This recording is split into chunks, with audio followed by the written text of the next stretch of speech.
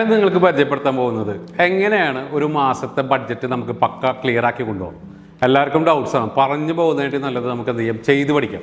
ആദ്യം തന്നെ നിങ്ങൾ എന്താ വെച്ചാൽ ഒരു ബുക്കും പേൻ എടുക്കാൻ പറ്റും നിങ്ങളുടെ കയ്യിൽ. നിങ്ങൾ അടുത്തുണ്ടോ നോക്ക്, അല്ലെങ്കിൽ ഒന്ന് നോട്ട് ചെയ്യാൻ പറ്റും, അല്ലെങ്കിൽ ഒന്ന് പോസ് ചെയ്ത് വെക്കുക. എന്നിട്ട് എന്ത് ചെയ്യുക, ബുക്കും പേനൊക്കെ എടുത്തിട്ട് സ്റ്റാർട്ട് ചെയ്യാം. ഓക്കെ, ഞാനീ പറയുന്നത് ശ്രദ്ധിക്കുക. ആദ്യം നമ്മൾ അറിയേണ്ടത് നമ്മളെ ഇൻകം എത്രയാണെന്നാണ്. ഇൻകം അറിയണം, അതുപോലെ തന്നെ എക്സ്പെൻസ് അറിയണം.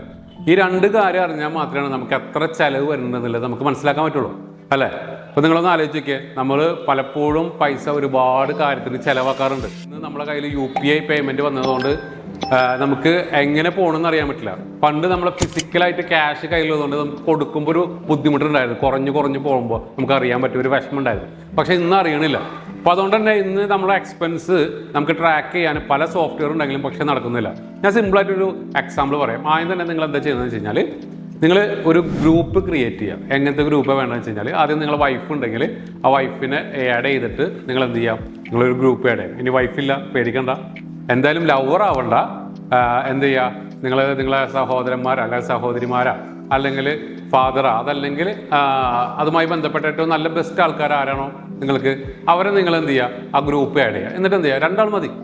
എന്തായാലും നമുക്കൊരു ഓഡിറ്റബിൾ ആയിട്ടുള്ള ഒരാൾ വേണം, നമ്മളോട് ചോദിക്കാൻ ഒരാൾ വേണം. എങ്ങനെ, എടാ നീ ഇന്ന് എന്തെങ്കിലും ചിലവാക്കിയിട്ടുണ്ടോ, നമ്മളെ ഗ്രൂപ്പിലൊന്നും കണ്ടിട്ടില്ലല്ല. അപ്പോൾ നമ്മൾ മറന്ന്, ഞാൻ ഓൾറെഡി ഇടാൻ മറന്ന്, നമുക്ക് എന്ത് ചെയ്യുക, സ്ക്രീൻഷോട്ട് അതിലിടാം. അങ്ങനെ എന്താ വെച്ചാൽ ഇതുപോലെ നമ്മൾ എക്സ്പെൻസ് ഡെയിലി കിട്ടണതല്ലാതെ എന്ത് ചെയ്യുക, അതിൽ ആഡ് ചെയ്ത് കൊടുക്കും.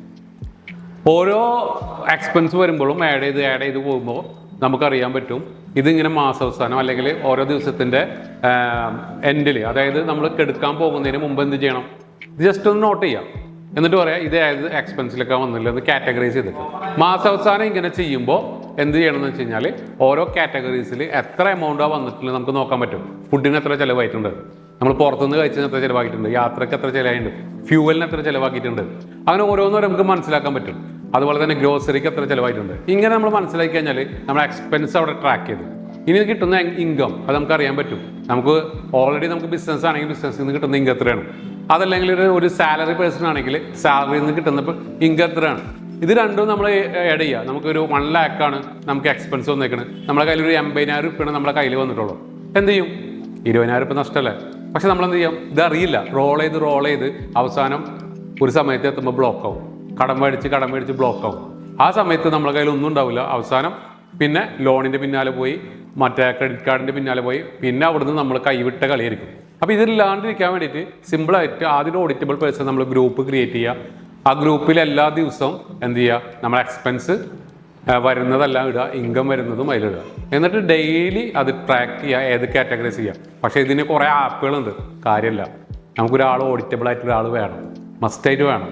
അപ്പോൾ നിങ്ങൾ ഓഡിറ്റബിൾ പേഴ്സൺ ആരാണ് നിങ്ങൾ തിരഞ്ഞെടുക്കുക, ആഡ് ചെയ്യുക, ഇന്ന് തന്നെ ഉണ്ടാക്കുക. ഓക്കെ, നല്ല കാര്യങ്ങൾ ചെയ്തിട്ടുണ്ടെങ്കിൽ കമൻറ്റ് ചെയ്യുക. എന്തെങ്കിലും ഡൗട്ട്സ് ഉണ്ടെങ്കിൽ കമൻറ്റ് ചെയ്യാം, ക്ലിയർ ആക്കാം. Okay, thank you.